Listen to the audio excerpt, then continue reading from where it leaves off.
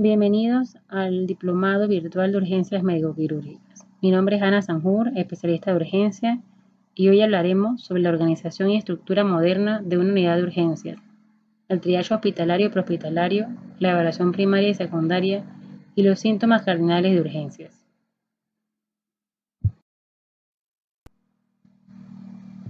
La organización y estructura moderna de una unidad de urgencia ha cambiado a lo largo de estos años y pasa de estar ubicada en el área más recóndita de una unidad de atención, como lo eran los sótanos, y siendo un pequeño cuarto de atención, a ser estructuras complejas con grandes procesos y muchas perspectivas. No podemos hablar de atención y organización en un servicio de urgencia sin antes definir urgencias y emergencias.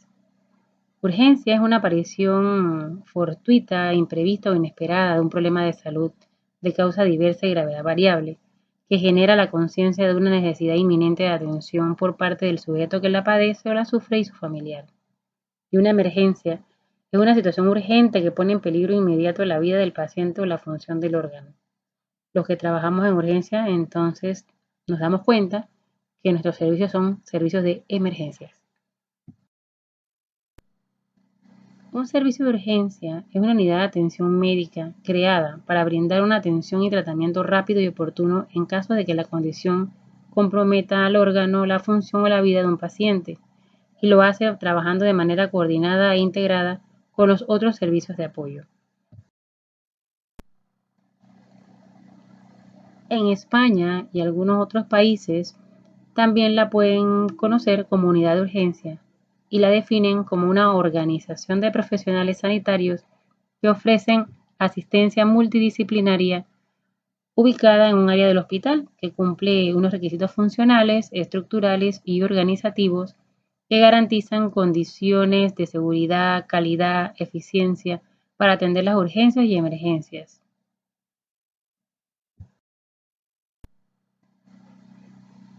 Al organizar un servicio de urgencia tenemos que tener claro 3 puntos.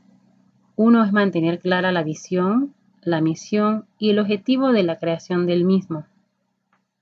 Segundo, se debe levantar un diagnóstico situacional de la instalación de salud que va a crear este servicio y definir la índole del mismo.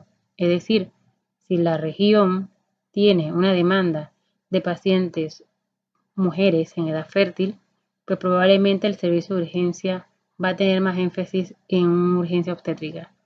Si por el contrario fuese atención infantil, pues también tendría que derivarlo a una mayor oferta para la población infantil. Y finalmente definir la cartera de servicios que se dará a la población objetivo.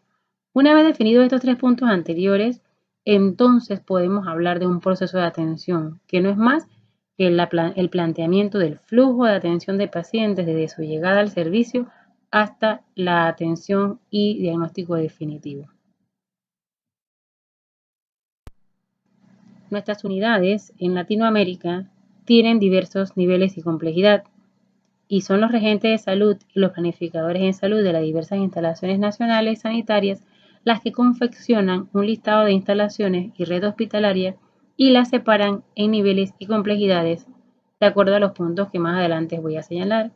Y estas complejidades pasan de ser desde la primera unidad, nivel bajo, nivel básico, que es de promoción de salud, hasta un nivel de atención directa y programas, que es el nivel 2, complejidad 5, cuando ya tienen pues la presencia de las 5 especialidades básicas, y el nivel 3, complejidad 7, que ya serían los hospitales regionales, los hospitales sectoriales y los hospitales de referencia, dejando en cuarto nivel pues ya los institutos especializados y subespecializados. Los puntos que se toman en cuenta a la hora de separar estas instalaciones en niveles y complejidad, entre otros puntos, serían los objetivos de la atención de la instalación, si la misma lleva un norte preventivo o si la misma, su plan es curativo. También el recurso humano de que dispone, ya sea especializado, subespecializado o de una complejidad básica. La población objetivo en número y también la característica de la población, si es materno-infantil, si es de índole geriátrico o si atiende pacientes crónicos. Y por último, y no menos importante, contar con equipos y tecnología de punta para la atención directa, es decir, tomógrafos, resonadores, entre otros equipos. Las áreas de los servicios de urgencia van a depender del nivel y la complejidad del servicio que se oferta, pero en la literatura encontramos que pueden estar distribuidas o de la siguiente manera, pues serían las más externas, que serían pues las de acceso a ambulancia y pacientes verticales, hasta por último las más internas. Las vamos a describir de la siguiente manera. El acceso de ambulancia, que es un área descrita para la atención de pacientes horizontales que vienen trasladados o procedentes de escenas por prehospitalaria, y el acceso para pacientes verticales, que son los que vienen directo de la calle hacia el área de recepción, triage y sala de espera. El área de descontaminación, muy útil en las regiones donde las personas tienen grandes sembradíos y hacen riego de insecticidas y otros productos químicos. La recepción de registros médicos, esta recepción con recurso humano administrativo, el cual se dedica a la colección de información y la creación de fichas y hojas de atención y todos los procesos concernientes al servicio de urgencia. Las ventanillas de cobro, donde aplica en algunas unidades que manejan compensación de costos por situaciones con ministerio o otras empresas.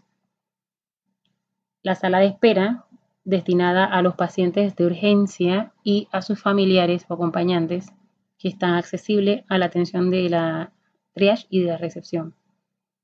El área de atención inicial o triage, extendida hacia un área donde permita la accesibilidad al público y le permita al que está realizando el triage hacer evaluaciones periódicas a la sala de espera. Los consultorios de atención directa, los mismos pueden ser especializados o no. Y cuando me refiero a especializado, lo hago en el concepto de que si la población objetivo es una población más que todo de enfermedades ginecobstétricas, pues el área de atención para la evaluación inicial directa, como sería la condición de su embarazo o situaciones emergentes, necesitan un área destinada para la misma, diferente a la que se podría utilizar para la atención del paciente crónico o adulto. Y también la disposición de los consultorios para la atención de pacientes pediátricos. Por eso que definimos que los consultorios de atención de tipo especializado o no. Otras áreas contempladas en urgencias serían el área de nebulización, cuyas nebulizaciones en este punto serían las generadas de urgencia, el área de inyectables generadas de urgencia, el área de hidratación oral para las unidades que aplica, como por ejemplo las unidades que son puramente pediátricas, tienen un ala destinada a la hidratación oral, el área de hidratación endovenosa que lleva más cuidados, más detalle para la preparación de las canalizaciones de pacientes y el suministro de los viales de soluciones. El área de procedimiento, y voy a detenerme en el área de procedimiento, ya que en esta área muchas veces compite con el área de choque, en vista de que por el espacio corto, espacio disminuido disponible, pues usamos el área de trauma para hacer procedimientos o viceversa.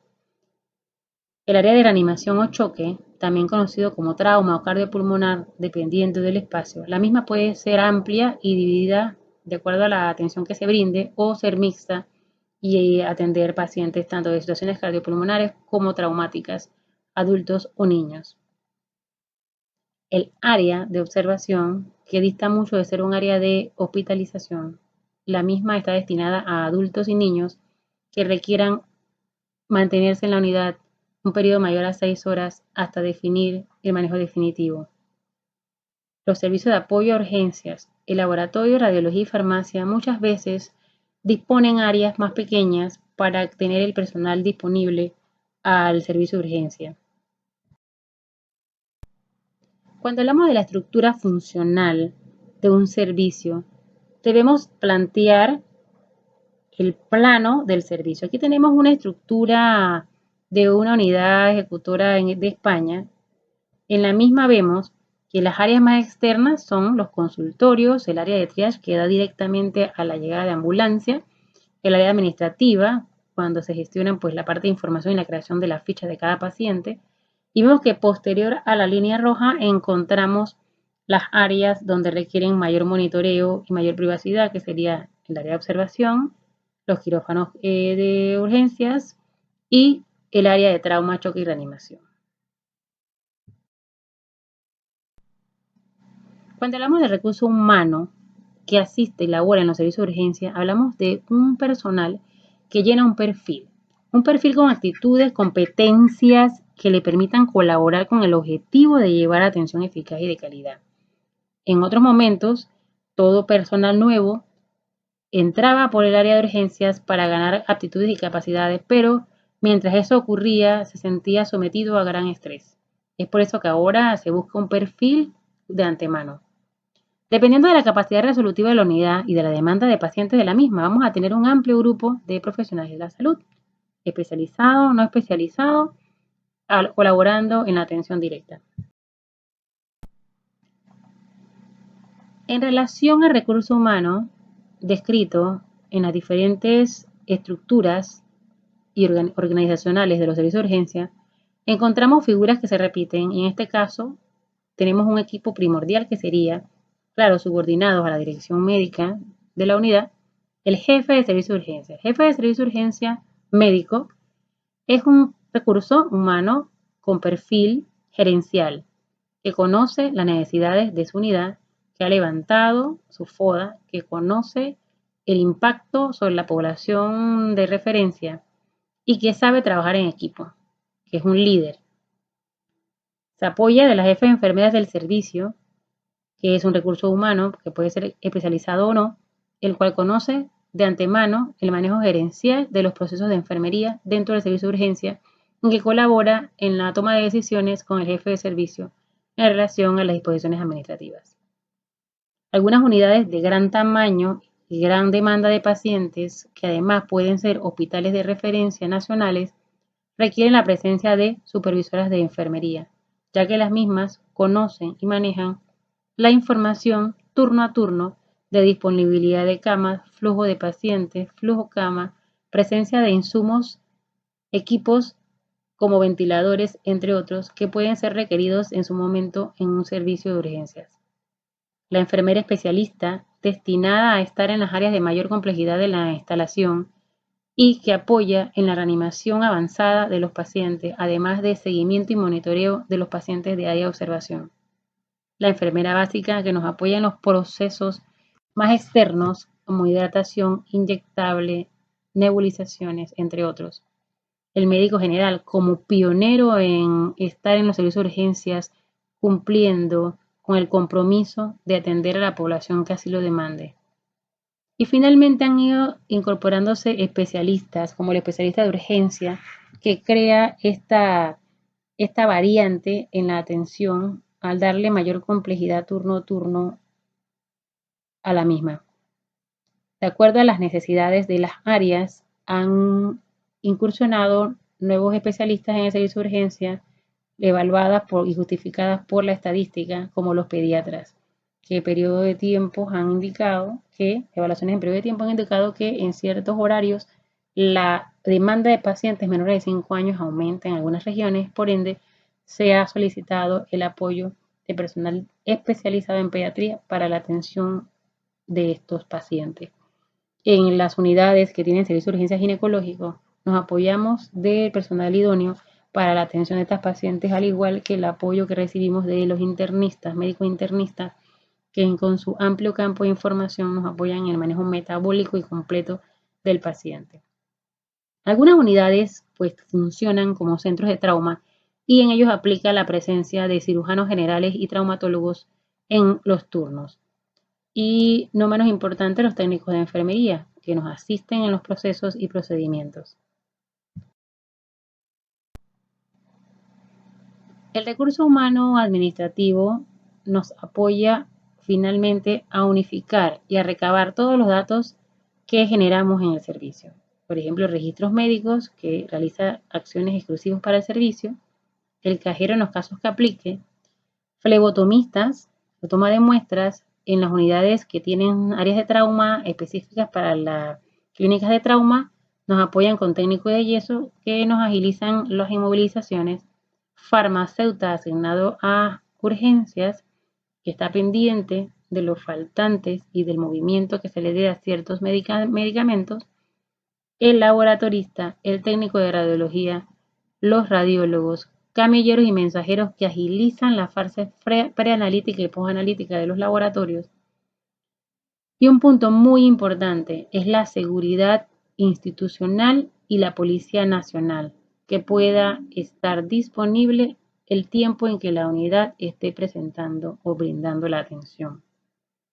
En los últimos meses y en los últimos años ha crecido la información en relación al nuevo sistema penal acusatorio para la justicia panameña. Es así como la atención en salud es determinante en la custodia de indicios y evidencias y requerimos la presencia de la Policía Nacional y la pronta adecuación con los fiscales de turno. Los consultores o interconsultores de turno, los cuales aparecen en el listado proporcionado por las direcciones médicas y que nos dan información para definir tratamiento o admisiones de pacientes. En los últimos años, un recurso sumamente valioso son los terapistas respiratorios, recurso que se había mantenido en las áreas críticas como intensivo y lo semi-intensivo y que al momento de crecer y aumentar la oferta del servicio de urgencia en los hospitales especializados, este recurso vino a apoyar de la mano al personal médico y de enfermería que maneja la atención y la ventilación. Otros recursos humanos que hemos podido pasar por alto es el recurso humano de secretaría y administradores de los servicios de urgencia.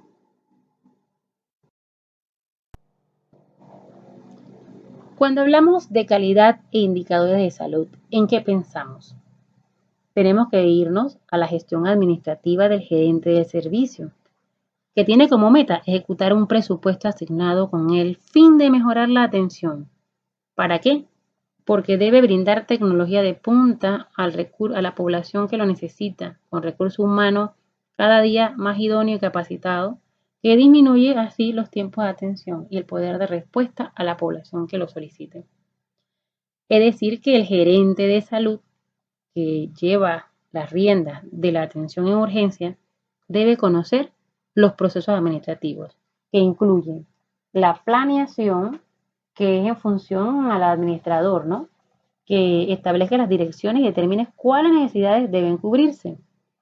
La organización, que también habla en relación a determinar las posiciones, los equipos de trabajo, distribuir la autoridad y la responsabilidad de cada individuo en las áreas que se le asignen. La integración del recurso humano, el control que debe hacer para incrementar la calidad de los servicios que proporcionan, dando acciones correctivas con el control. La dirección. El propósito es llevar a la organización al cumplimiento de las metas, lo debe hacer con liderazgo y además una comunicación efectiva y asertiva con los subordinados, ¿no? Para que finalmente llegue a la toma de decisiones necesarias. Ahora bien, hablando de calidad en urgencias, ¿qué es? Se refiere al grado en que los servicios mejoran la salud de los individuos de manera congruente con las normas profesionales o los protocolos establecidos, las leyes y las competencias de acuerdo al manual de cargo y responden adecuadamente a las expectativas y a los valores de los que utilizan el servicio. En urgencia es difícil medir la calidad y la producción y es por eso que debemos irnos a apoyar con los indicadores, porque ellos ayudan al gerente a tomar decisiones que le permitan mejorar. Por ejemplo, tengo un paciente que consulta críticamente enfermo, un paciente rojo, se le da toda la atención, el insumo y se le llenan las expectativas que van a mejorar su salud. Este paciente durante la reanimación puede consumir insumos, equipos y tiempo. Y ese tiempo puede ser que supere el de un turno. Pero no dimos buena producción. En realidad no se mide por el tiempo que le dediquemos a ese paciente, sino el tipo de paciente y la calidad con que lo atendimos. Entonces podemos estar atendiendo 3 pacientes verdes y 1 rojo en el mismo horario, pero el que produjo más es el que atendió el rojo, que le dio calidad, atención y complejidad.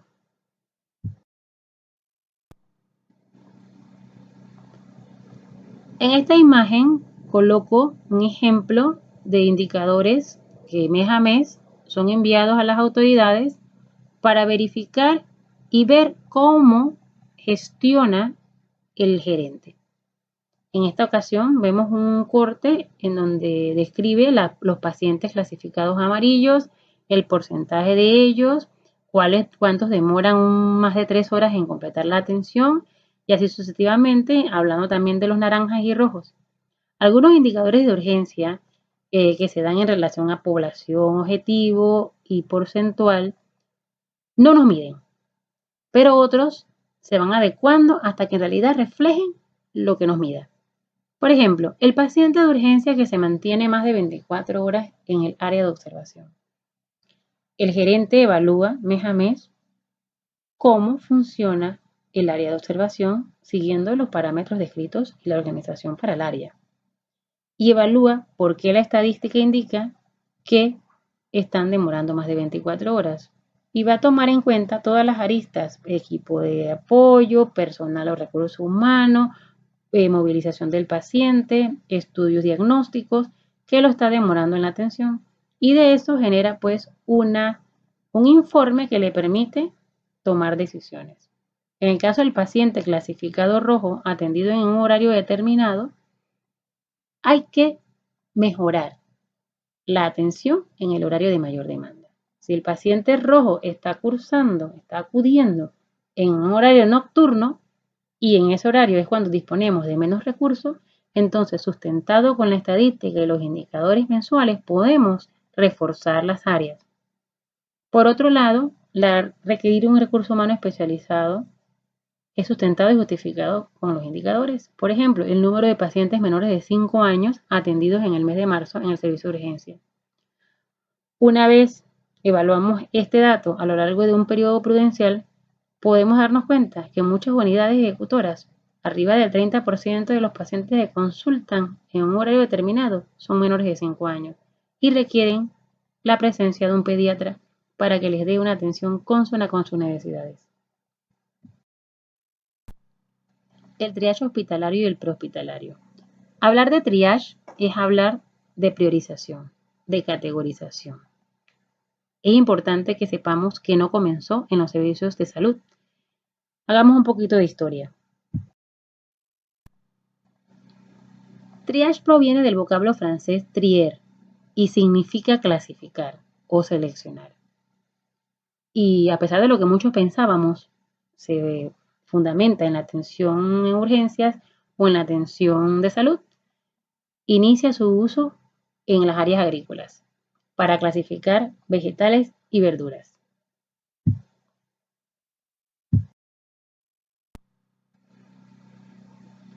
Hay mucha información que antecede el triage, pero las más simbólicas se dan en 1867 con las guerras napoleónicas, donde se inicia el concepto de selección y clasificación de los pacientes en el campo de batalla. Fue Napoleón quien indica al jefe médico de las tropas cómo iba a ser el triage y le indica que solo recupere los soldados que tienen posibilidad de salvarse, asunto que llamó la atención a este militar. En ese momento también se crean los primeros transportes para movilizar pacientes y son carrozas tiradas por caballos para que los pacientes trasladados en ellos estuvieran más cómodos, colocaban crin de caballo. Desde entonces y a la fecha se han creado muchas formas de clasificar pacientes tanto en el área prehospitalaria como en las instalaciones de salud. En este momento vamos a tratar de explicar las más representativas.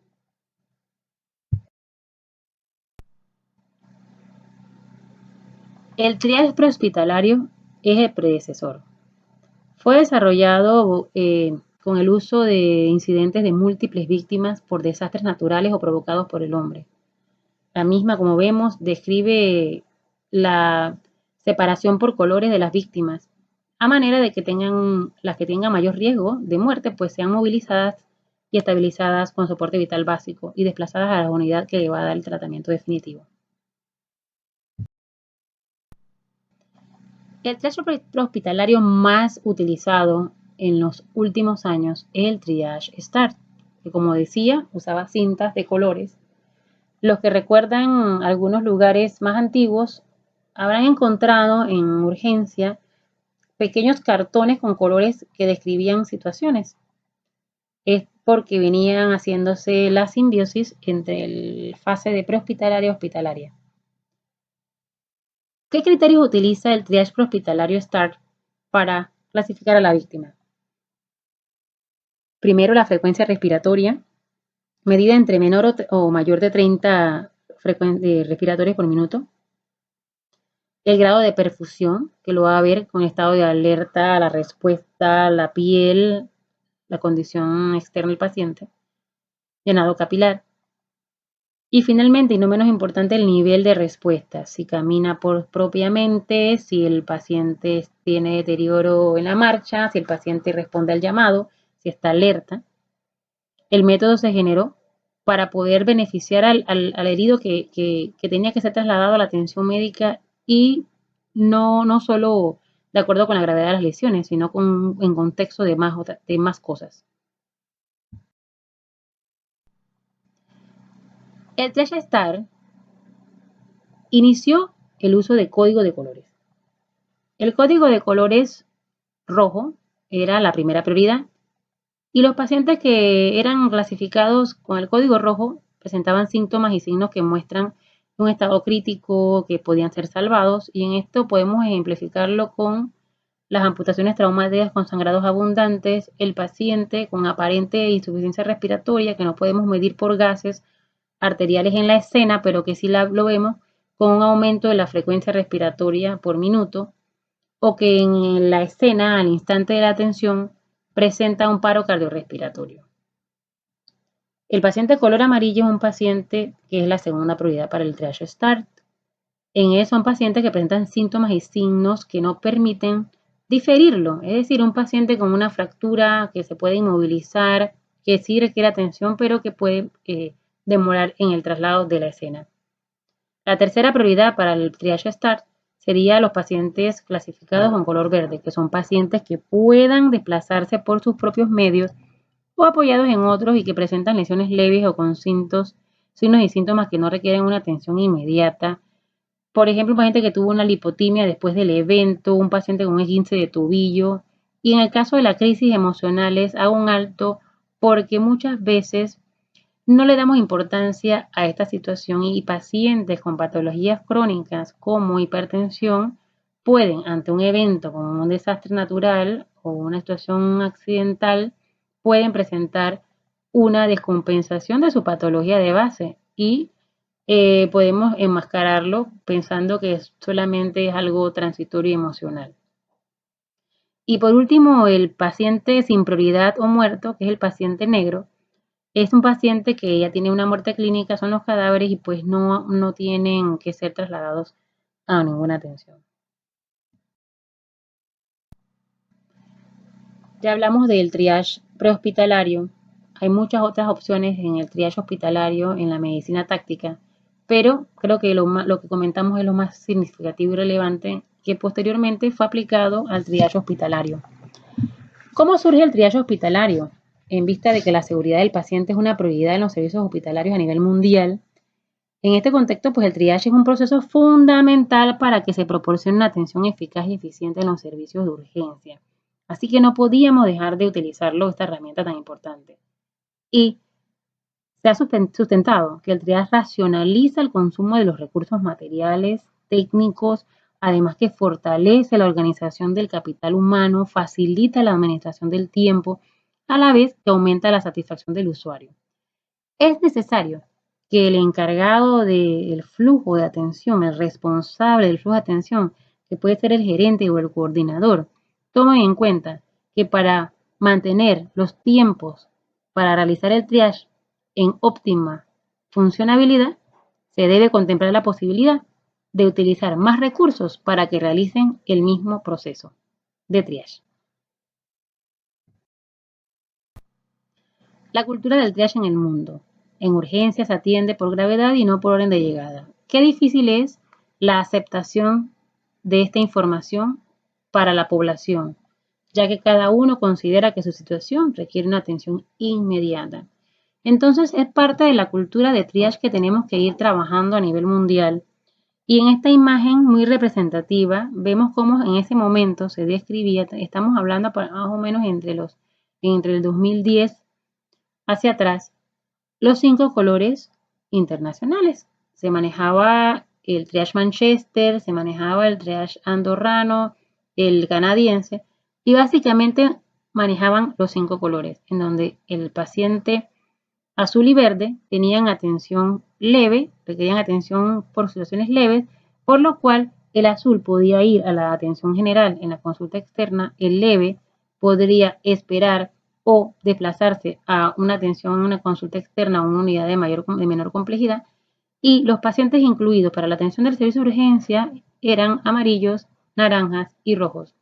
El paciente naranja, un paciente que hay que mantener con mucho cuidado, porque a pesar de que inicialmente tiene una mediana gravedad, puede evolucionar a una condición grave en minutos o en horas.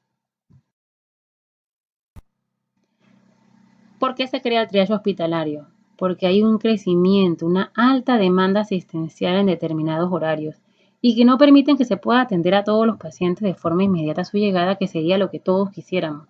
Y los servicios de urgencia se ven en situaciones de caos y desastre, donde la cantidad de pacientes sobrepasa la capacidad de respuesta local. El triaje hospitalario es un proceso de valoración preliminar, es decir, se realiza antes de la valoración diagnóstica y terapéutica completa.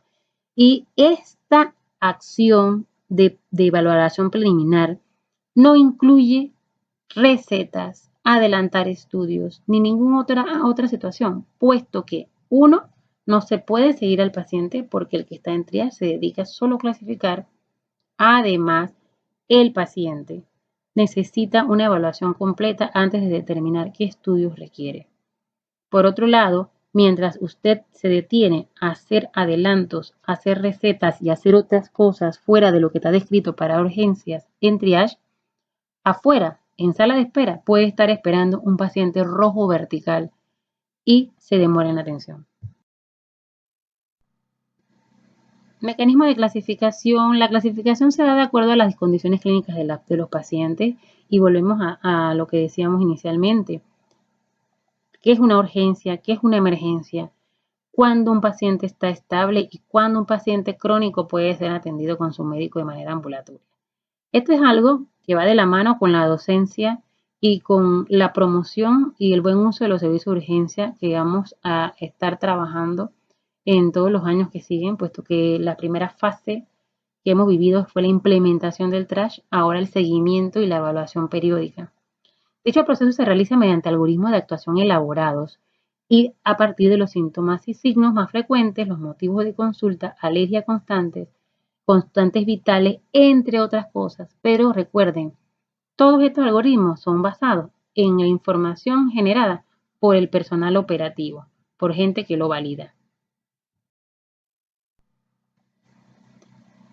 ¿Hay en el mundo un modelo ideal de triage?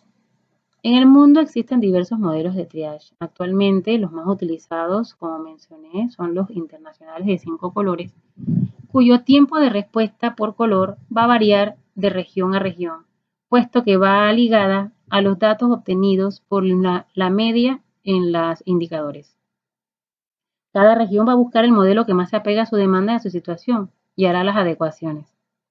Pero el triage se debe manejar en un tiempo corto, eso es para todos, efectivo y ágil, que asegure que la gestión se dé ordenada y que las actividades del equipo que sigue, multidisciplinario, sean oportunas. Es importante conocer lo que puede lograrse con un triage realizado en el 100% de los horarios.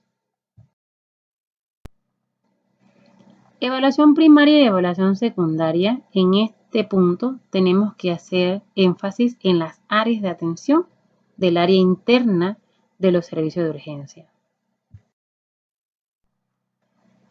Hay controversia entre si la evaluación primaria se refiere solamente a triage o si la evaluación primaria es otro punto en el examen físico.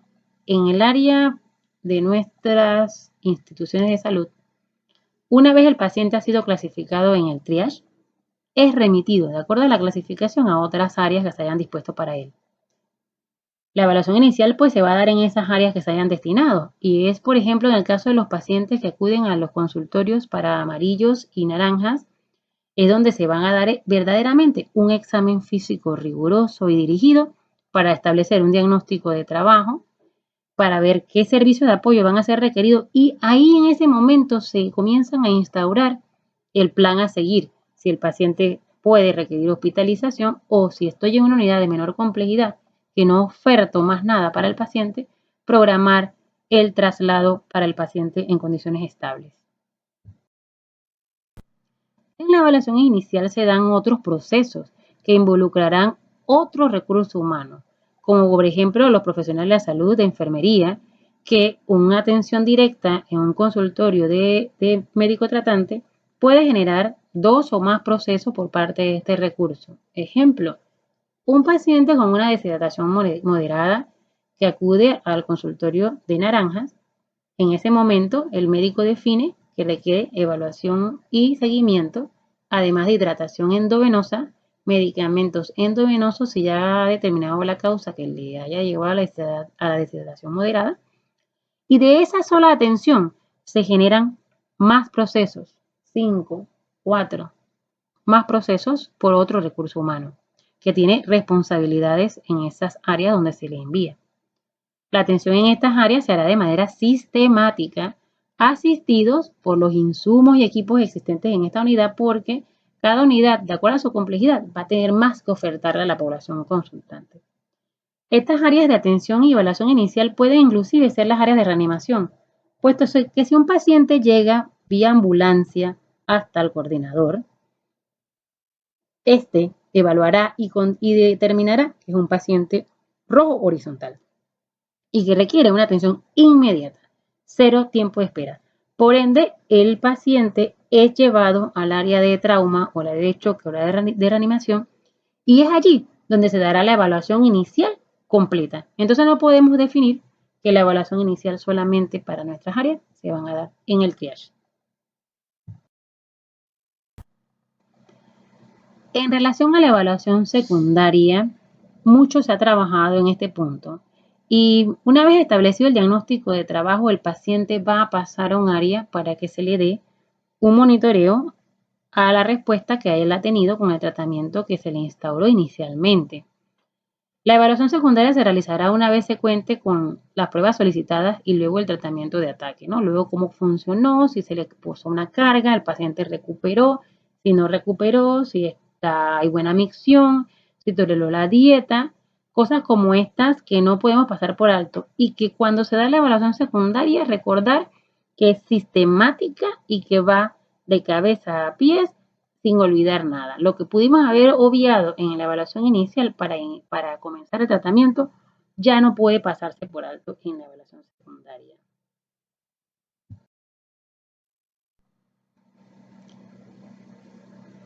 Pensamos que la evaluación secundaria va a estar determinada por la llegada de los laboratorios y las pruebas de apoyo, pero si tenemos claro que la evaluación secundaria debe darse justo en el momento en que se altera el monitoreo. Si enfermera está viendo que hay alteraciones en las variantes vitales, alerta del paciente o el responsable del área de observación, por decir un área, nota que el paciente que evaluaron en el consultorio y que le enviaron a observación no está tolerando el tratamiento instaurado y además se está complicando, puede requerir que el paciente sea trasladado a un área dentro del servicio de mayor complejidad para una reanimación más intensa. Es allí donde no podemos postergar la evaluación secundaria completa hasta que el paciente reciba los documentos, los estudios que solicitamos con mucho tiempo de anticipación. Es también en este punto de la evaluación secundaria que vamos a poder valorar si el paciente requiere la intervención del recurso humano especializado que colabore en la estabilización y seguimiento para mejorar el pronóstico del paciente a posteriori.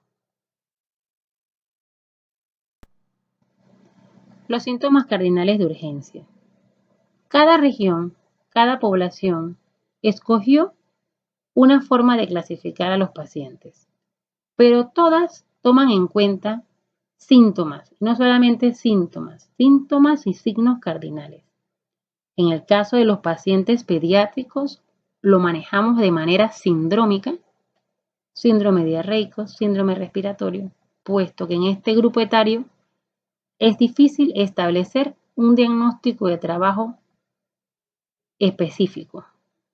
Entonces vamos a hablar de este punto.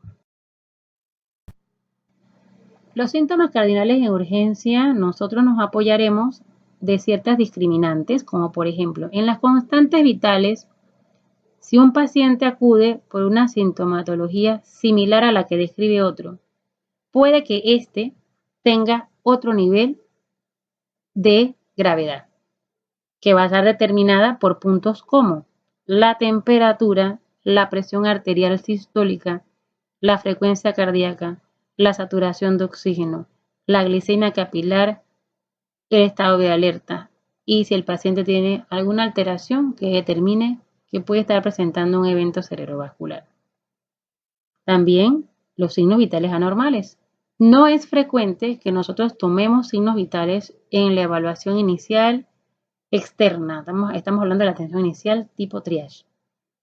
Pero sí podemos notar en la entrevista al paciente, en ese periodo de tiempo, el estado de la piel y si notamos que el paciente tiene confusión, somnolencia, entonces abordamos al paciente y podemos hacer un examen dirigido con la toma de signos vitales y determinar si hay alteración o no.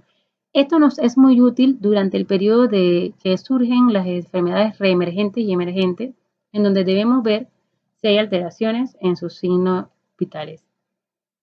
El dolor es otro de los puntos muy importantes que tomamos en cuenta como síntomas en la toma de decisiones de la priorización de los pacientes. Se dispone en los sistemas informáticos de salud de una guía clínica de evaluación del dolor al momento de ejecutar la herramienta del triage, que permite objetivamente determinar el tipo de dolor, la molestia que describe el paciente, la ubicación, la irradiación y el inicio del mismo.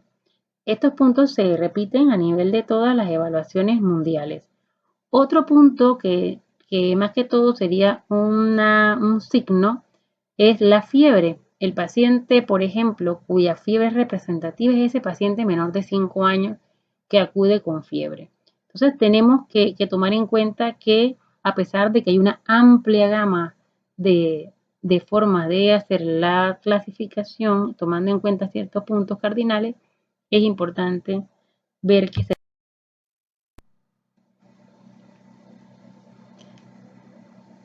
cuando llega el sistema de atención informático a la región, nos facilita el trabajo en urgencia, porque nos brinda herramientas objetivas, nos permite agilizar la atención y nos permite obtener el máximo beneficio de la herramienta de triage. El profesional va a seleccionar en este sistema informático un número de signos y síntomas de cada nivel de prioridad y utilizará discriminadores descritos o dispuestos en formas de diagramas. Estos diagramas, recordemos, los abastecen, los alimentan los operativos para asignar a los pacientes a una de 5 prioridades clínicas, que más adelante pues nosotros los describimos por los colores, ¿no? Los discriminadores generales se repiten también a lo largo de las diferentes sistemas de clasificación. Aquellos que ponen en riesgo vital, las que describen dolor, las que discriminan para hemorragia, las de nivel de conciencia, temperatura, el tiempo de evolución de los síntomas y se aplica a todos los pacientes independientemente de la forma de su presentación para evitar el error de subregistrar o de no captar ese paciente con una condición que requiere atención inmediata. Cuando Nos remontamos al inicio del triage en Panamá. Nos vamos a encontrar con estas tarjetas de mano que portábamos para ayudarnos con diagnósticos de trabajo y poder definir qué color de clasificación era el paciente y así priorizarlo. En el caso del paciente rojo, para entonces, que usábamos 4 colores, rojo, amarillo, verde y negro, el rojo incluía al paciente con alteraciones o inestabilidad en signos vitales, síncope, traumas mayores, politraumas, arritmias cardíacas, fracturas de grandes huesos, hipoglicemia, hiperglicemia, intoxicaciones, traumas tóraco-abdominal cerrado, situaciones en la embarazada de dolor o sangrado, sangrado digestivo, hemorragias, accidente cerebrovascular y heridas con arma punzocortante o armas de fuego. Era un amplio rango, pero aún así se nos quedaban los pacientes naranja, que podían hacernos mucho más fino el trabajo.